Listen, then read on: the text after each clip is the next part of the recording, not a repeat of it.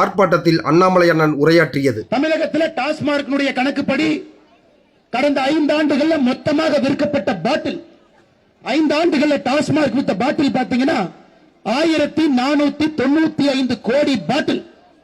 கஞ்சா கம்மிதான், 6500 கிலோ தாங்க. சிந்தட்டிக் கம்மிதான்.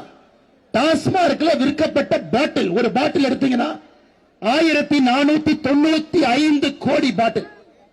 முதலமைச்சர் சொன்னார், நான் சொல்லிங்க, ஸ்டாலின் அண்ணன் இதற்கு முன்பு எதிர்க்கட்சி தலைவராக இருக்கும் போது 10 ரூபான்னு கணக்கு சொன்னார். அப்ப 1495 கோடி பாட்டிலுக்கு 10 ரூபாய் போட்டான்.